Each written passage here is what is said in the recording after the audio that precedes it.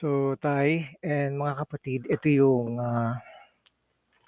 isang nakita kong possibility for Bullnox kung saan pwede nating pababain yung cost ng pagkuha ng funded. Gaya na nasabi ko, yung pinadala ni Sir Nero previously, medyo hindi na magagamit yung promo code na kasama dun sa video uh, in-include niya o isinama niya. Paso na siya or nag-expire na. But then nakahanap ako ng ibang nagpo-provide nung promo code. Siguro yung mga promo code na yun, once nagamitin mo siya, it will automatically connect you as a contributor to that affiliation.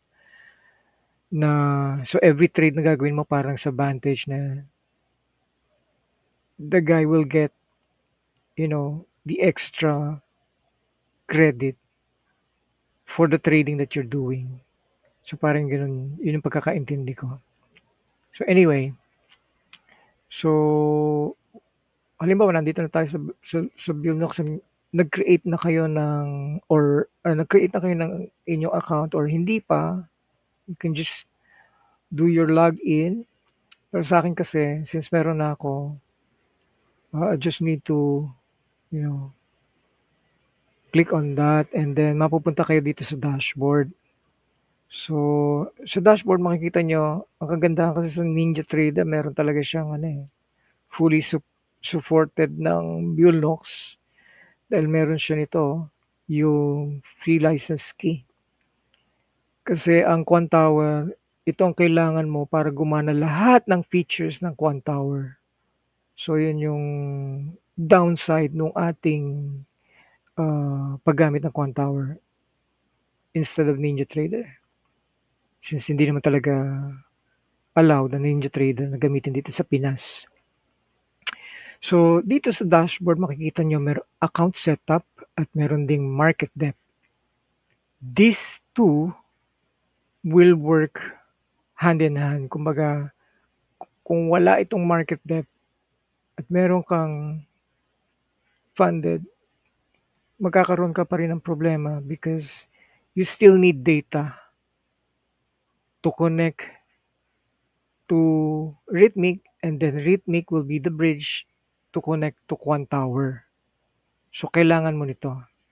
Yun yung purpose ng market depth. So, merong 4 na klase ng market depth. One of them is COMEX. Dito nakapaloob yung gold na tinatrade natin. Okay. Yun lang so far yung alam ko. Nandito siya sa COMEX. So, kung gold lang talaga yung gusto mong galawan, ito yung most likely na kakailanganin mo, which is $14. Ngayon, kung gusto mo lahat nung markets, mapasok mo, lahat ng data ng market mapasok mo, kailangan mo to, yung 4 markets. This includes Euro, USD, yung mga Forex, BTC, Nasdaq, o kung ano man, andito siya. So, this will cost $41. Ayon, so halimbawa, nakakuha ka ng isa sa kanya, pinili mo tong COMEX, which is $14. Tapos, punta ka ngayon sa account setup, pipiliin mo ngayon yung $50 na sinasabi ni tatay. Ito yon.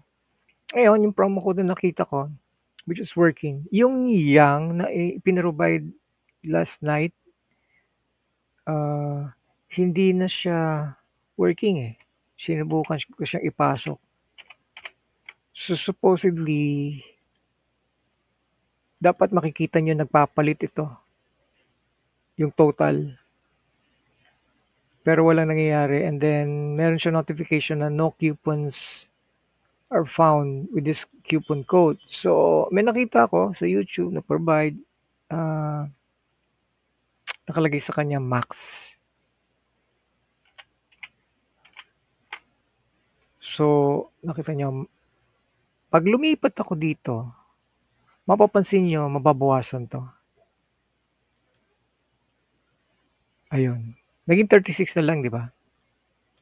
Ngayon meron pang isang promo code, same vlogger. Nakalagay sa kanya TF Max. Yung nilagay niya. So, pag lumipat ako dito sa $50, makita niya, pansin niyo, lumiit. Okay. So, mas malaki yung amount na nababawas kung max lang yung ilalagay mo.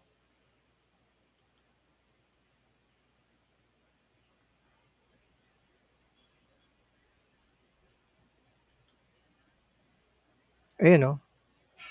43 lang. So, yun lang. I-share ko lang.